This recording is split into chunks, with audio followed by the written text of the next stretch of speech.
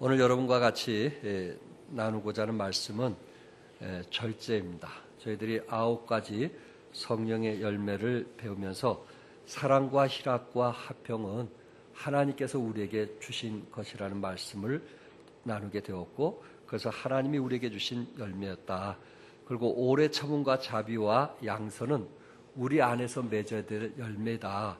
그래서 우리는 오래 참을 수 있어야 되고, 또한 상대방에게 자비와 또한 선을 베푸는 그런 삶을 우리는 살아야 된다는 것을 말씀을 드렸고요. 또한 우리가 바깥으로는 충성을 해야 되고, 또한 온유한 사람이 돼야 되고, 오늘 마지막 절제에 대해서 여러분과 같이 말씀을 나누기 원합니다. 세계에서 행복지수가 가장 높은 나라가 어디일까? 이미 여러분들이 그 신문을 통해서 또 TV를 통해서 아는 것처럼 아프리카의 우간다, 또한 중앙아메리카의 코스타리카, 또 인도네시아의 방글레시아, 이런 이 나라들이 대부분 행복지수가 높은 나라입니다. 물론 기준을 어떻게 두고 하는지는 저희들은 알 수 없지만은, 그러나 그들 나름대로 그들이 가난하면서도 가장 행복한 그 행복의 지수가 높은 것을 보게 됩니다. 아프리카에 사는 사람이나 동남아에서 참 가난하게 사는 사람들의 행복 지수가 높다는 것이 무엇인가? 그 이유 중에 하나는 그들은 어떤 그 환경에서도 불편 없이 잘 적응한다는 것입니다. 참 그런 어려운 환경에 적응하기가 쉽지 않는데, 그들은 이런 환경 속에서 불편 없이 잘 적응하고, 또한 이 스트레스와 심적인 고통을 잘 받지 않는다는 것입니다. 그래서 그들이 행복지수가 우리보다 높다, 이렇게 말하고 있습니다. 최근 미국의 그 여론조사 전문기관이 한국인의 생활 만족도에 대한 설문조사를 실시한 결과 81%가 현재 생활에 만족하지 못하다, 그렇게 말하고 있어요. 81%가 현재 생활에 만족하지 못하다. 어떻게 보면 우리가 아프리카에 사는 사람보다, 동남아에서 그 가난하게 사는 사람보다 생활 여건으로 볼 때는 훨씬 나음에도 불구하고 81%가 이제 생활 만족이 없다, 이렇게 말하고 있습니다. 오늘 특별히 사도 바울은 이런 그 어렵고 힘든 속에서 어떻게 참 절제하며 만족했는지 바울을 통해서 우리가 함께 교훈을 받기 원합니다. 사도 바울은 빌립보 교회를 향해서 빌립보서 4장 18절에 뭐라고 했냐면은, 내게는 모든 것이 있고 또 풍성한지라, 이렇게 말씀했어요. 사도 바울은 어떻게 보면은 아프리카에 있는 사람이나 동남아에 있는 사람들처럼 그 당시에 참 가난했고 또 어려운 그런 형편 속에서 하나님께서 이제 복음을 전도하는 전도자로 부르시고 그 일을 감당했을 때 참 여러 가지 형평상 어려움에도 불구하고 사도 바울은 뭐라고 했냐면은, 내게는 모든 것이 있고 또 풍부한지라, 이렇게 말씀했어요. 결코 우리가 생각하는 것처럼 바울은 부자도 아니었어요. 바울은 넉넉하지도 않았어요. 바울은 또한 그 은행에 또 돈을 적금한 적도 없습니다. 그럼에도 불구하고 내게는 모든 것이 있고 또 풍족한지라, 이렇게 고백을 했습니다. 여러분과 나는 참 인생을 살아가면서 또 그리스도인으로 살아가면서 바울처럼 내게도 모든 것이 있고 풍족한지라, 이렇게 고백할 수 있다면 얼마나 아름다울까라는 생각을 해보았습니다. 그래서 오늘 이 시간에 우리도 사도 바울처럼 이 절제함을 통해서 이런 고백할 수 있는, 정말 하나님께 그렇게 고백하고 또 이웃들에게 그렇게 고백해서 그리스도의 사랑을 전하는 그런 행복 바이러스가 되면 얼마나 좋을까라는 생각을 가져봅니다. 먼저 절제에 대해서, 절제의 의미가 뭐냐? 특별히 이 절제의 의미는 감정과 그릇된 욕구를 다스리는 것, 이렇게 말할 수 있어요. 우리의 감정을 잘 다스릴 수 있는 사람, 또한 그릇된 욕구를 다스린 사람. 성경에는 자기를 부인하라고 했고 자기를 훈련하라고 했는데, 결국은 우리 자신을 이제 부인하고 훈련할 줄 아는 사람이 결국 감정과 그릇된 욕구를 잘 다스리는 것이 아닌가라는 생각을 가져봅니다. 기독교 사전에서는 육신의 욕구와 안으로부터 나오는 많은 생각들을 복종치 아니하는 것이라고 이야기했어요. 그러니까 우리 육신의 욕구와 안에서 내가 생각하는 대로 살아가는 그런 것을 복종하지 아니하는 그것이 진정한 절제다. 이렇게 말을 하고 있습니다. 한 그리스도인은 절제에 대해서 아주 우리에게 의미 있게 얘기했는데 뭐라고 얘기했냐면 가장 좋은 것을 위하여 좋은 것과 더 좋은 것까지도 포기할 수 있는 것. 가장 좋은 것을 위해서 좋은 것과 더 좋은 것까지도 포기할 수 있는 것. 그것이 절제다. 그것이 절제다. 예. 이 자족이라는 말은 원래 히라버 아우타르케스에서 나온 말인데 그 말은 역시 자기 스스로 충분히 만족한다는 의미가 있습니다. 환경에 상관없이 스스로 만족할 줄 아는 태도, 그것이 절제라는 거예요.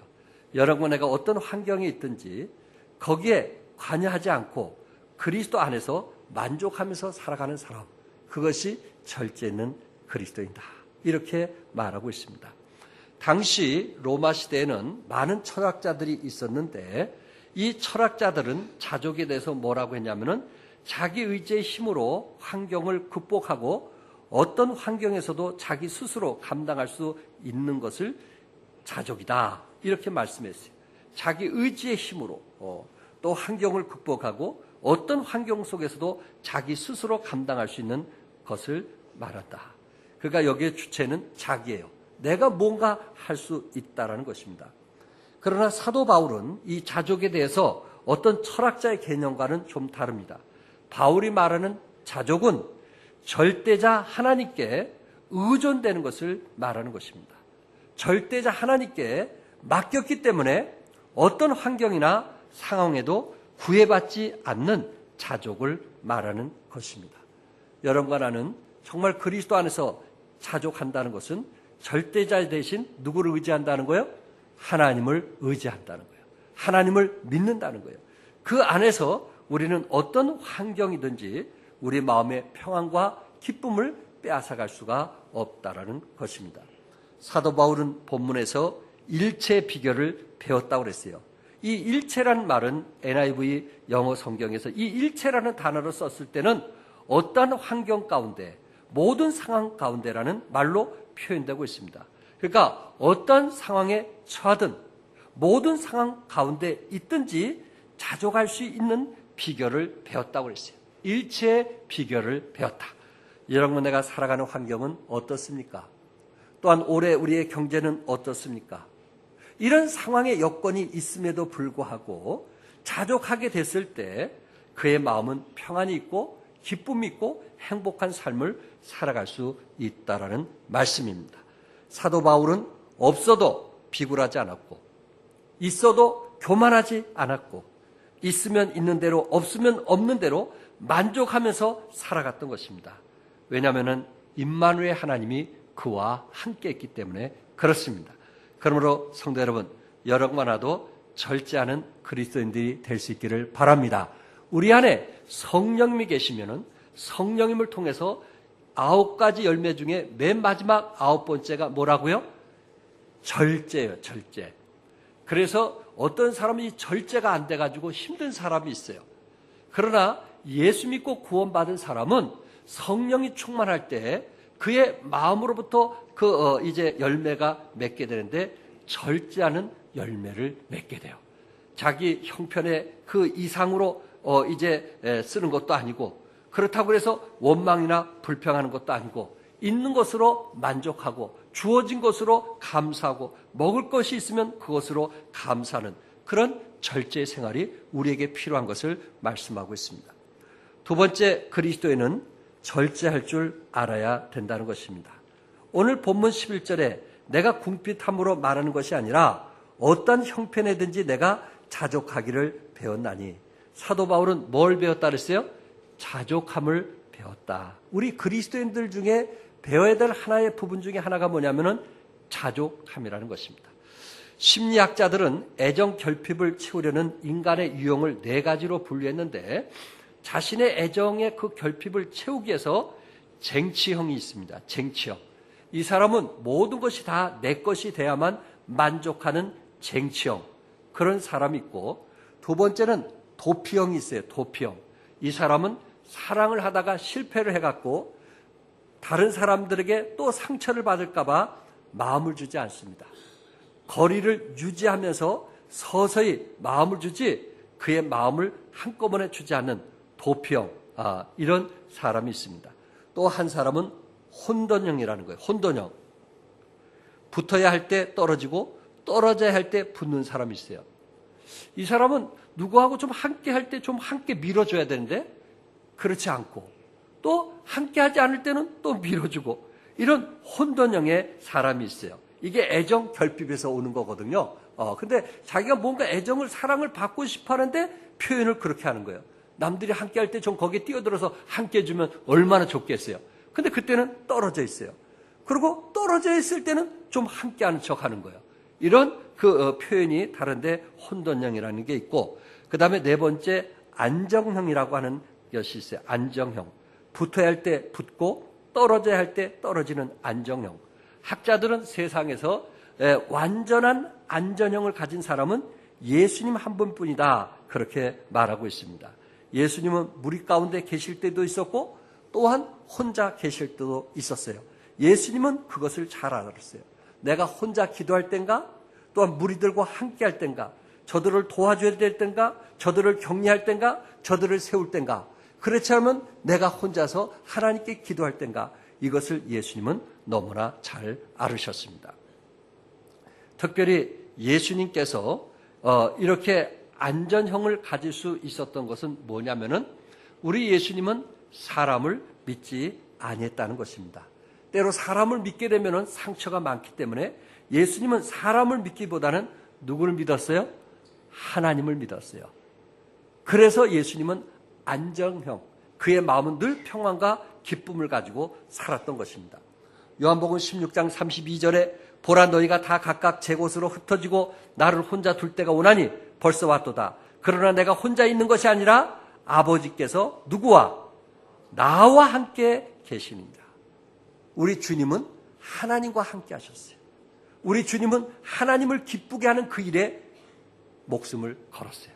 그러니까 그 마음이 늘 평안하고 안전한 거예요. 여기에 사람을 믿게 됐을 때 아마 예수님이 십자가 질 때 다 흩어져 버렸기 때문에 얼마나 실망했겠어요. 얼마나 어렵겠어요. 특별히 여기 심리학자들이 이제 애정, 어떤 사랑을 얻기 위해서, 또 사랑을 받기 위해서 이런 쟁취형, 도피형, 안정형, 또 혼동형, 이렇게 나누고 있는데, 여기에 우리는 한 가지 더 한다면은 오늘 본문에서 우리에게 말해주고 있는 자족형이라는 것입니다. 심리학자들은 4가지를 얘기했지만은 성경에는 한 가지를 더 얘기했는데 그것이 자족형이라는 것입니다. 빌립보서 4장 11절과 12절 우리 한번 같이 읽겠어요. 다 같이 시작. 내가 궁핍함으로 말하는 것이 아니라 어떠한 형편에든지 내가 자족하기를 배웠노니 내가 비천에 처할 줄도 알고 풍부에 처할 줄도 알아 모든 일에 배부르며 배고픔과 풍부와 궁핍에도 일체의 비결을 배웠노라. 일체의 비결을 뭐에 따르세요? 배웠다. 이렇게 말씀했어요. 물론 사도 바울이 처음부터 자족형은 아니었을 것입니다. 사도 바울은요, 목표 지향적인 사람이었어요. 그러다 보니까 사도 바울의 모습 속에서는 쟁취형이 나오는 거예요. 자기가 뭔가 다 이루어야만 만족하는 사람이에요. 그래서 사도 바울은 바리새인 중에 뭐라 했어요? 바리새인 중에 바리새인이라. 그는 자기가 모두 다 해야 돼요. 남에게 절대 맡기는 법이 없어요. 자기가 그 일을 이루어야만 돼요. 그래서 하나님의 사랑을 독차지하고 싶은 그런 쟁취형을 가진 사람이에요. 그러나 그가 예수님을 만나게 되었어요. 그리고 그는 예수님을 만난 후에 3년간 운둔 생활을 했어요. 도피형의 생활을 했어요. 그동안 자신의 존재를 족보, 가문, 학력, 재산, 지위로 채우려고 했던 모든 것이 헛됨을 알게 되었어요. 그래서 도피형 3년 동안 도피하면서 그곳에서 이제 하나님의 말씀 가운데 자신을 발견하게 되었고, 그리고 십자가를 바라보게 되었고, 그리고 십자가 안에서 부활하신 예수님을 바라보게 되었습니다. 사도 바울은 부활하신 예수님을 바라보면서 거기서 배운 것이 뭐냐면 자족하는 삶을 살게 되었어요. 무슨 삶을 살게 됐어요? 자족하는 삶을 살았어요. 사도 바울은 쟁취형이었어요. 사도 바울은 도피형이었어요. 그러나 예수님의 그 부활, 예수님의 십자가를 깊이 체험할수록 그의 삶은 자족하는 삶을 살게 된 거예요. 그러니까 여러분과 나는 십자가의 도를 깊이 깨달으면 깨달을수록 무슨 삶을 살겠어요? 자족의 삶을 사는 거예요. 자족의 삶을 사는 거예요. 하나님이 기뻐하시는 삶을 살게 된다는 것입니다. 그랬을 때 빌립보서 4장 19절에 말씀한 것처럼 그 풍성한 대로 너희 모든 쓸 것을 채우시리라. 그 풍성한 대로 너희 모든 쓸 것을 뭐 하시리라? 채우시리라. 여러분과 내가 자족하는 삶을 살고 절제하는 삶을 살 때 하나님께서는 우리의 모든 쓸 것을 채우시겠다고 약속을 했습니다. 사도 바울은 자족함을 배운 사람입니다. 사도 바울의 성취의 비결이 무엇일까요? 그의 능력의 열쇠가 무엇일까요? 그것은 자기를 부인할 줄 아는 사람이었고 절제할 줄 아는 사람이었어요. 11절에 어떤 형편이든지 내가 자족하기를 배웠다. 어떤 형편이든지 자족하기를 배웠다. 이렇게 말씀을 하고 있어요. 경제가 어려워서 전략을 합니다. 할 수 없어서 전략은 하지만은 마음에는 늘 불만과 원망이 가득합니다. 여러분, 남편이 버는 것이 뻔하기 때문에 그것 때문에 어떤 사람은 전략해요. 전략을 하다 보니까 늘 그 사람에게는 불평과 원망이 있는 거예요. 하고 싶은 일도 많고 사고 싶은 일도 많고 가지고 싶은 것은 많은데 남편이 그 뜻을 도와주지를 못하는 거예요. 그러니까 그 나름대로 전략한다고는 하지만은 그의 입가에는 늘 불평과 원망이 있는 거예요. 쉽게 화를 내는 거예요. 자기가 원하는 대로 뜻대로 안 되면 화를 낼 수밖에 없어요. 그러나 전략은 그렇게 불평과 원망할 수 있지만은 자족이라고 하는 것은 어떤 어려운 환경에도 불구하고 우리 마음만큼은 여유가 있고 평안이 있기 때문에 불평하느라 원망하는 것이 아니에요. 우리는 전략을 배우는 것이 아니고 뭘 배워야 돼요? 자족을 배워야 되는 거예요. 절제를 배워야 되는 거예요. 그럴 때 이제 오히려 아내는 남편에게 고마워하고 감사할 줄 알고, 그리고 가족에게 고마워할 줄 알고 감사할 줄 아는 거예요. 내가 쓰고 싶은 거 다 써가지고 여러분 감사할 줄 아는 사람이 어디 있겠어요? 그런 사람은 계속 욕심이 더하기 때문에 평생 가도 감사할 줄 모르는 거예요. 그러나 절제할 줄 아는 사람, 자족할 줄 아는 사람은 우리 마음으로부터 뭐가 있는지 아시죠? 감사가 있는 거예요. 유여습이라고 아주 우리 한국에도 이 책이 많이 번역되었는데, 이 침례교회 유여습이 목사님이 한 말씀 중에 그는 자족할 줄 아는 사람은 무엇과 같으냐면은 온도 조절기와 같다라고 얘기했어요. 그러니까는 이 날씨를 위해서 어떤 것은 온도기의 역할을 하는 것이 있고 또 어떤 것은 온도 조절기 역할을 하는 것이 있어요. 여러분, 온도기는 밖의 온도에 따라 그 온도기는 좌지우지하죠. 바깥이 추우면은 내려가고 더우면은 온도기는 어떻게 해요? 올라가는 거예요. 환경에 따라서 좌지우지하는 게 온도계예요. 근데 온도 조절기는 오히려 밖의 환경이 아무리 춥고 덥든지 20도를 딱 맞춰놓으면 그 방은 항상 20도가 뭐예요? 유지가 되는 거예요. 이걸 갖고 온도 조절기라고 그래요. 여러분과 내가 절제라는 게 뭐냐? 절제라는 게 뭐냐? 그것은 밖의 상황에 관계없이 우리는 그리스도 안에서 만족하며 쉼을 얻으면서 살아간단 말이에요. 그렇다고 해서 욕심 있는 것도 아니고, 그렇다고 해서 내가 뭐 교만한 것도 아니고, 하나님이 주신 것 그 안에서 만족하면서 즐거워하면서 감사하면서 기쁨으로 살아가는 것, 그런 사람을 절제하는 그리스도인이라 이렇게 말할 수 있어요. 사도 바울은 12절에 이렇게 고백합니다. 배부를 때도 있었고 배고플 때도 있었고 풍부할 때도 있었고 궁핍할 때도 있었지만은 사도 바울은 그 환경에 좌우하지 않았어요. 뭐 할 줄 알았기 때문에? 자족할 줄 알았기 때문에 그렇습니다. 성도 여러분, 많은 사람들은 아니 저 자신도 때로 그런 생각을 가질 때가 있어요. 배부를 때가 배고플 때보다 낫다라는 생각을 가질 때가 있어요. 우리가 배부를 때가 배고플 때보다 나을 때가 있어요. 그러나 항상 배부를 때가 좋은 것은 아니라는 거예요. 때로 사람이 배가 부르면 교만할 때가 있어요. 때로 사람이 배가 부르면 다른 사람들을 우습게 보는 경우들이 없지 않아 있어요. 오히려 그런 사람에 비하면 배고픔이 나을 수가 있어요.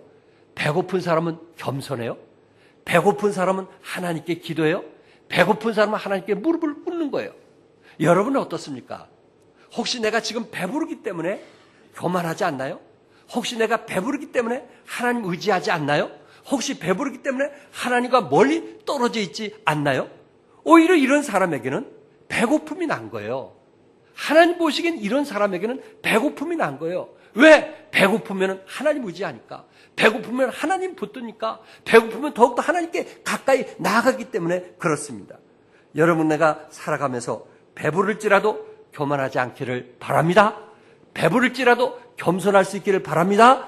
배부를지라도 이웃 사람들을 존중하고 귀히 여기는 여러분과 내가 될 수 있기를 바랍니다. 그럴 때 우리는 하나님으로부터 더 큰 은혜와 축복을 받게 되는 것입니다. 어느 여대생의 이야기입니다. 그 여대생은 한쪽 다리가 다른 한쪽 다리보다 좀 짧기 때문에 먼 거리를 걷기 위해서는 꼭 목발을 짚고 다녔어요. 근데 목발을 짚고 다녔는데 그 대학을 다니면서 그 대학이 좀 언덕 위에라 목발을 짚고 다니면서 한여름에 땀을 많이 흘렸던 거예요. 옆에 있던 한 친구가 보다 못해, 야, 나는 네가 믿는 하나님이 다리 한쪽을 좀 늙혀줘가지고 다리가 똑같으면 좋겠다.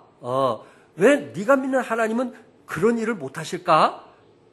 야, 너 한번 솔직히 얘기해봐. 하나님께서 다리 좀 늘려서 똑같이 되기를 원하지? 그랬더니 그 친구가 그럼 나도 그렇게 원하지. 그렇게 얘기했어요. 그래서 서로 주고받으면서 어떻게 네가 다리가 하나 짧아졌냐 했더니 나는 어릴 때부터 소아마비를 심하게 알아가지고 그렇게 되었다는 이야기를 했습니다. 근데 한 친구 얘기가 뭐냐면, 야, 너는 그렇게 목발을 짚고 다니면서 어떻게 너 입가에는 그렇게 웃음이 끊이지 않니? 나는 그게 제일 부럽다 하고 얘기를 했습니다. 그럴 때 이 목발 짚은 친구는 이렇게 얘기합니다. 그것은 내 마음이 건강하기 때문에 그런 거야. 내 몸에 장애가 있다고 해서 내 마음까지 병든 것은 아니잖니? 우리에게 어떤 의미를 던져주고 있다고 생각을 합니다. 마음이 건강하면 다른 사람과 비교할 필요가 없어요.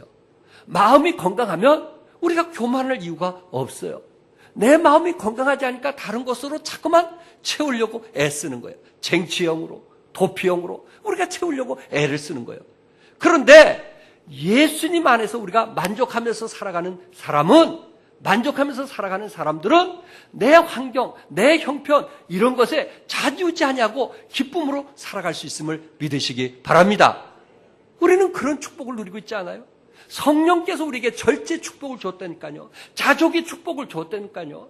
남과 비교해가지고 항상 나는 불쌍하고 나는 연약하고 나는 무언가 저 사람보다 못하는 그런 사람이 아니고 하나님께서 우리 마음에 평안과 기쁨을 줬고 가졌던 못 가졌던 누렸던 못 누렸던 입었던 안 입었던 관계없이 하나님이 주신 그 평안과 기쁨이 우리 안에 있기를 바랍니다.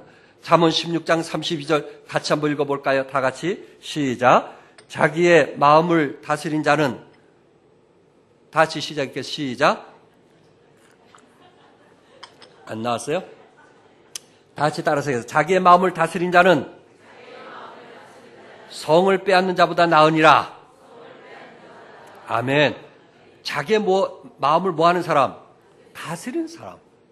예수 믿는 사람들 중에 가장 중요한 것은 내 마음을 뭐하는 사람? 다스리는 사람. 그런 사람은 자기 감정을 절제할 수가 있어요. 그런데 자기 마음을 다스릴 줄 모르는 사람은 감정이 자꾸만 드러나요. 그래서 상대방에게 아픔과 상처를 줘요.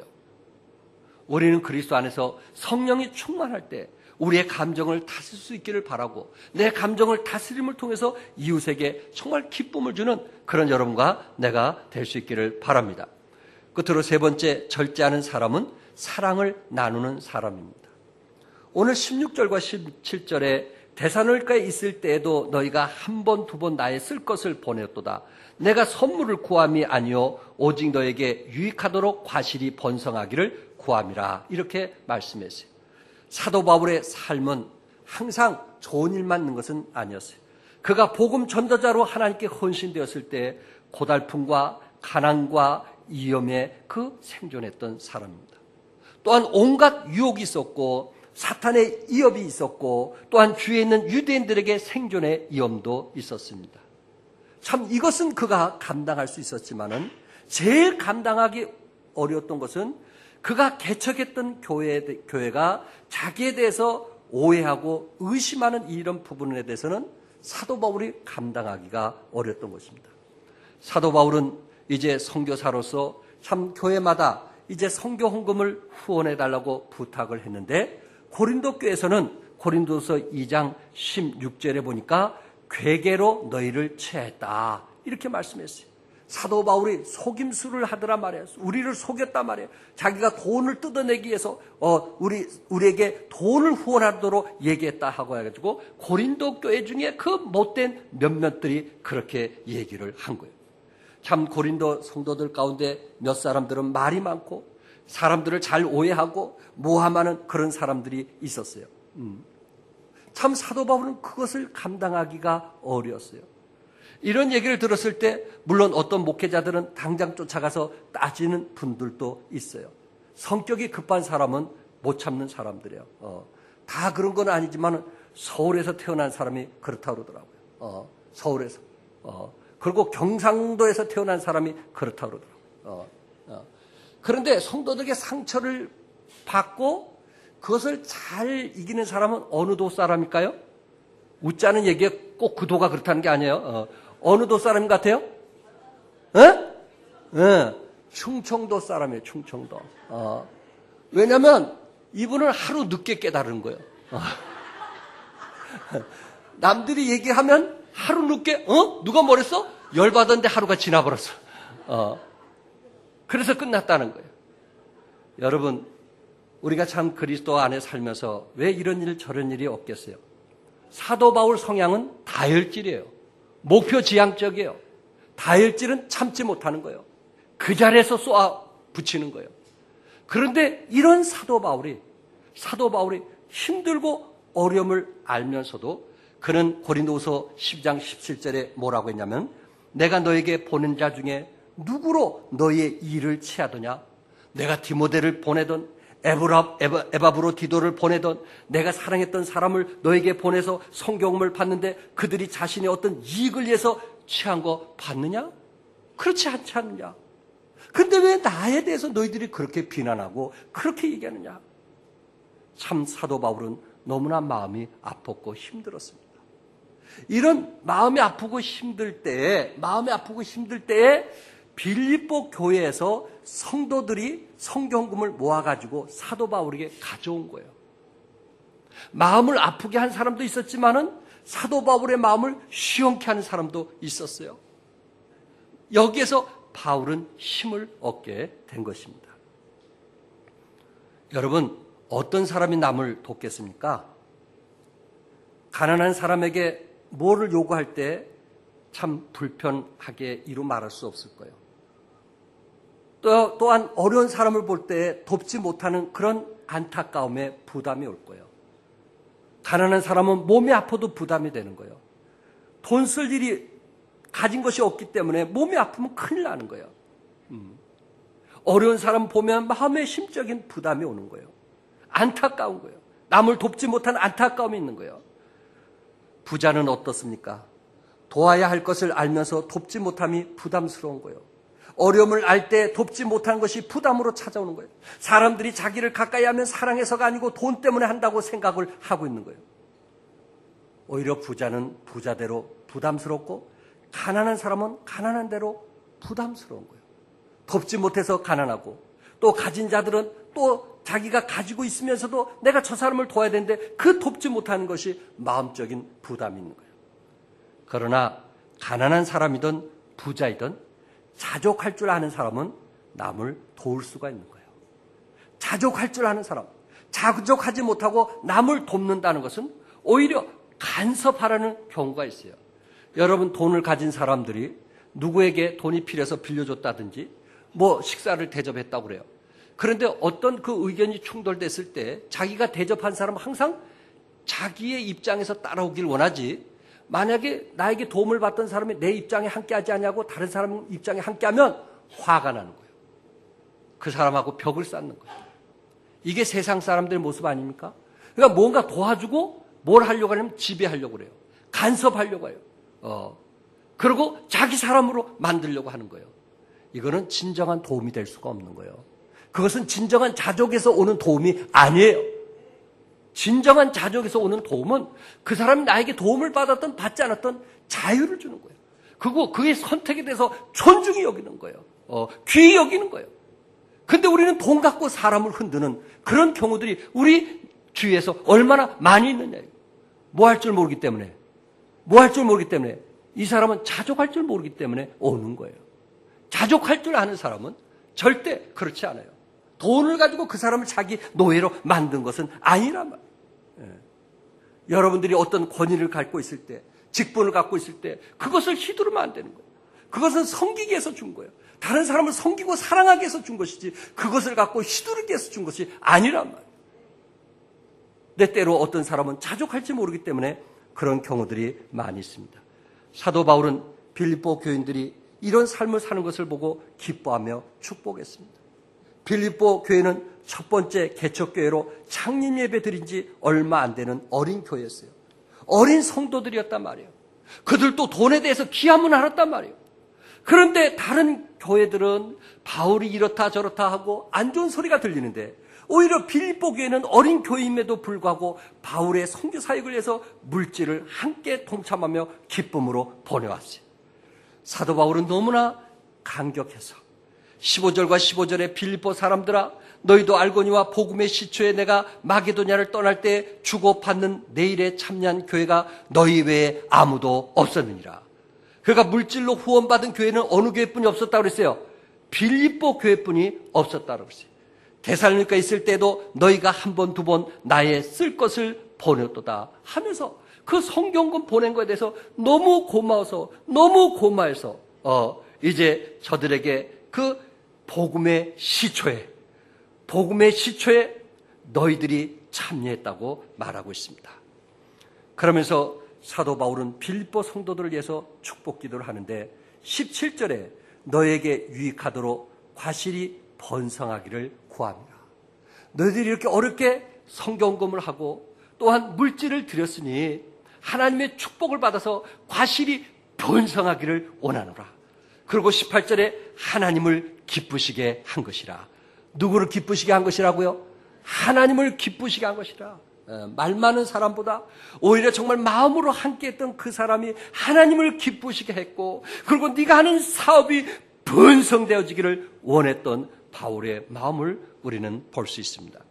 그러면서 19절에 뭐라고 말씀했어요? 다 같이 한번 읽겠어요. 다 같이 시작. 나의 하나님이 그리스도 예수 안에서 영광 가운데 그 풍성한 대로 너희 모든 쓸 것을 채우시리라. 아멘. 풍성한 대로 너희 모든 쓸 것을 뭐 하시리라? 채우시리라. 믿으시면 아멘 하세요. 하나님은 우리에게 이렇게 채워주시는 하나님 것을 믿으시기 바랍니다. 정말 힘들고 어려운 사람은, 오히려 기대하지 않았던 사람은 그런 자족할 줄 아는 사람이었기 때문에 믿음으로 성경금을 후원했고, 고린도 교회처럼 좀 부유하고 잘 사는 그곳에서는 오히려 참 안 좋은 이야기를 듣게 되었을 때 바울의 마음은 너무나 힘들었습니다. 그러나 빌립보 교회를 통해서 힘을 얻고, 그리고 위로를 받고, 그리고 이제 복음을 전했던 바울의 모습을 오늘 말씀에서 우리에게 보여주고 있습니다. 미국 샌디에이고 캘리포니아 대학의 제임스 파울러라고 하는 교수는 이제 그가 연구한 것을 얘기를 하고 있어요. 사람이 이 행복이라고 하는 것은 평균 3사람 건너서까지 영향을 미친다고 합니다. 그러니까 여러분과 내가 참 그리스도 안에서 행복하면 그것을 몇 사람까지 영향을 미친다고요? 3사람 건너까지 영향을 미친다고 그래요. 내가 우리 심지사님에게 영향을 미치면 심지사님이 구집사님에게 영향을 미치고, 또 구집사님이 이제 정철호 집사님에게 영향을 미친다는 거예요. 3분에게 영향을 미친다. 내가 행복하면 몇 분에게 영향을 미친다고요? 3분에게. 우리 안수 집사님이 행복하면은 집사님에게 행복을 주고 그 집사님은 서리 집사님에게 행복을 주고 서리 집사님은 성도들에게 행복을 준다는 거예요. 우리가 행복하면 이 세 사람 거쳐서 행복을 줄 수 있다는 거예요. 그러면서 이분이 연구한 결과 뭐냐면은 개인의 행복 지수를 이제 6%가량 상승시키는 효과가 있다라고 말을 했어요. 그러니까 내가 행복하면 그것을 6%가량 상승을 시킨다는 것입니다. A라는 사람에게, B라고 하는 사람에게, C라고 하는 사람에게 이렇게 행복을 준다고 했습니다. 그러면서 이분이 뭐라 하냐면은 한 사람을 만나면 9% 정도 행복을 주고 두 번째 그 친구와 또 그 다음 친구를 주면은 10% 정도 하고 또 그 세 번째 친구에게는 15%의 행복을 줄 수 있다는 거예요. 그러니까 행복의 바이러스는 건너가면서 커지는 거예요, 작아지는 거예요? 커져가는 거예요. 커져가는 거예요. 내가 행복하면 내 아내가 행복하는 거예요. 내 아내가 행복하면 가족이 행복한 거예요. 자녀들이 행복하면 이웃들이 행복한 거예요. 행복이라는 것은 건너가면서 더 커져가는 것을 말하고 있습니다.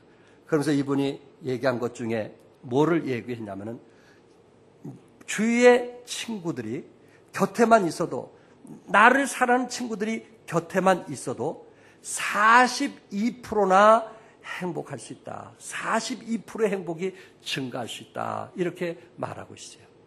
그러니까 여러분과 내가 그리스도 안에서 행복하면 이것이 몇 사람까지 전달돼요? 세 사람까지 전달되는 거예요. 얼마나 중요한지 아시겠죠? 내가 자족할 줄 알면 이것이 이웃 사람들에게 전달이 돼서 복음이 전해지게 되는 거예요.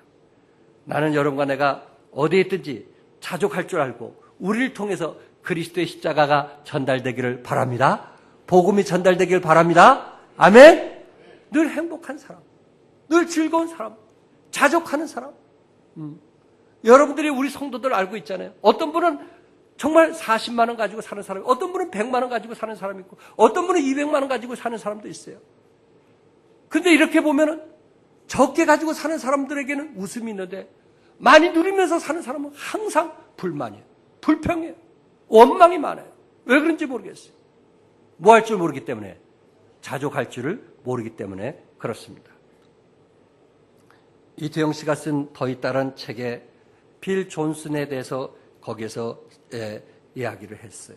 이 빌 존슨 목사님은 5대째, 그 집안의 5대째 이제 목회하시는 분입니다. 이분이 얘기한 것 중에 제 마음에 감동이 된 것이 뭐냐면은 이 세상에는 두 종류의 사람이 있는데 한 사람은 열린 하늘문을 경험하며 사는 사람이 있고 한 사람은 닫힌 하늘문 아래에 머무는 사람이 있다고 했어요. 열린 하늘문을 경험하며 사는 사람, 닫힌 하늘문 아래서 머무는 사람. 저는 이 책을 보면서 나는 어떤 사람인가? 물론 당연히 여러분들이 볼 때 열린 하늘문을 경험하며 살아가는 사람이라고 말할 거예요.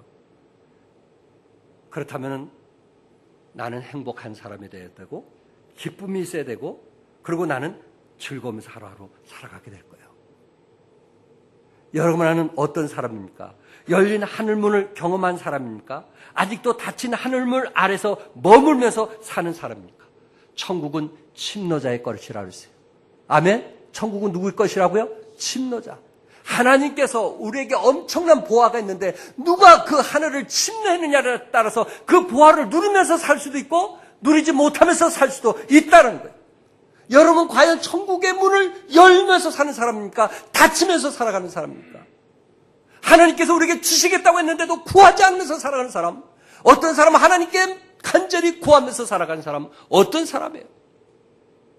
올해 한 해만큼은 열린 하늘문을 경험하는 여러분과 내가 되기를 바랍니다.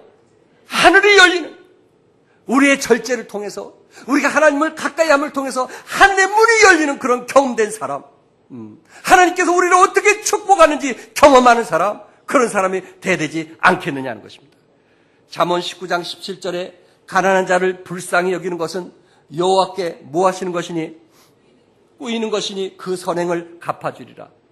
성도 여러분, 여러분과 내가 가난한 사람에게 이제 사랑을 베푸면 여기 빌립보 교회 성도들처럼 정말 힘들고 어렵지만은 성경금에 동참하면 하나님께서 그것은 꾼돈이란 말이에요. 하나님께서 그 돈을 꿨기 때문에 하나님 그 꾼돈을 뭐 해주신다 그랬어요? 갚아주신다고 약속했어요. 믿으시면 아멘 하세요. 여러분, 내가 가난한 사람, 이웃들에게 돈을 빌려주면 하나님께서 그것을 갚아주겠다고 약속을 했어요. 마태복음 6장 33절에 너희는 먼저 그의 나라와 그의 의를 구하라. 그리하면 이 모든 것을 너에게 뭐 하시리라? 더하시리라. 뭐 하시리라? 더하시리라. 이렇게 말씀했어요. 여러분들이 기쁨으로 하나님께 물질을 드리면 하나님께서 그것을 다 계산하고 갚아주시는 거예요. 하나님께서 자녀들 건강 주시고 다 갚아주시는 거예요. 여러분들이 믿음으로 살면 하나님이 다 갚아주시는 거예요. 그러므로 성도 여러분, 이제 그리스도 안에서 절제할 줄 아는 사람, 자족할 줄 아는 사람들이 이웃의 어려움과 결국 함께 나누게 된다. 돈 있는 사람이 이웃과 함께 나누는 게 아니에요. 또한 가난한 사람이 이웃과 함께 나누는 게 아니에요. 자족할 줄 아는 사람, 절제할 줄 아는 사람, 그리고 하나님을 통해서 마음의 평안과 기쁨을 누리고 사는 사람들이 이웃과 함께 나눌 줄 아는 거예요. 클린턴이 미국의 대통령 되기 전의 이야기입니다. 그는 대통령 후보에 나서서 마침내 지명되어 지명수락 연설을 하면서 충격적인 사실을 털어놓았어요. 그는 자기의 사생활에 대해서 얘기했어요. 미국에 가면 다른 사람의 사생활을 절대 묻지 말라고 합니다. 아주 그들은 철칙같이 여기고 있어요. 근데 이분이 대통령 후보로 나와가지고 자기 사생활에 대해서 얘기하는 거예요. 나는 아버지를 모르는 유복자입니다. 아버지는 내가 태어나기 석 달 전에 교통사고로 돌아가셨습니다. 나는 조부모 밑에서 자랐습니다. 내 어머니는 4살 때 재혼하였고 내 의붓 아버지는 술주정뱅이였습니다. 그런데 내 할아버지는 무식했고 가난했지만 남부 알칸소 작은 마을에서 자파상을 했는데 내 할아버지는 인종을 초월하고 자기보다 가난한 사람들에게 이익을 따지지 않고 덤으로 더 얹어주는 모습에서 나에게 가장 많은 영향을 주었습니다.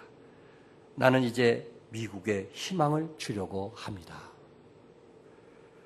그는 자기의 사생활을 얘기하면서 자기 할아버지가 정말 조그만 자파상을 할 때에 이웃들에게 어떻게 했는지 그것을 자기는 어릴 때부터 보아왔고 나는 그 일을 하기 위해서 나왔다고 했습니다. 그분의 이제 결과를 우리가 논하기 전에 그가 대통령 나왔을 때 한 얘기입니다. 쉽지 않은 얘기 아니었을까요? 성도 여러분, 그는 이렇게 얘기를 합니다. 어머니가 나를 버리고 시집을 갔기 때문에 만약에 그것을 내가 고민하고 원한을 품고 불평이나 하고 한다면은 나는 술주정뱅이가 되었을 것이라는 것입니다. 나는 결코 사탄의 수하에서 벗어나지 못했을 것이라는 것입니다. 나는 결과적으로 폐인이 되었을 것이라는 것입니다. 그러나 그는 그것을 절제할 줄 알게 되었고 그래서 이 나라의 대통령으로 나올 수 있었다는 이야기입니다. 사도 바울은 일체의 비결을 배웠다고 그랬어요. 배고플 때도 배부를 때도 또한 힘들 때도 좋을 때도 그는 일체의 비결을 배워서 하나님을 기쁘게 했다고 말씀하고 있습니다. 사랑하는 성도 여러분, 여러분 그리스도 안에서 올해 안에 정말 절제하는 그리스도인이 되어서 그리스도 안에서 풍성한 삶을 누리시기를 주님의 이름으로 축복합니다. 기도하겠습니다.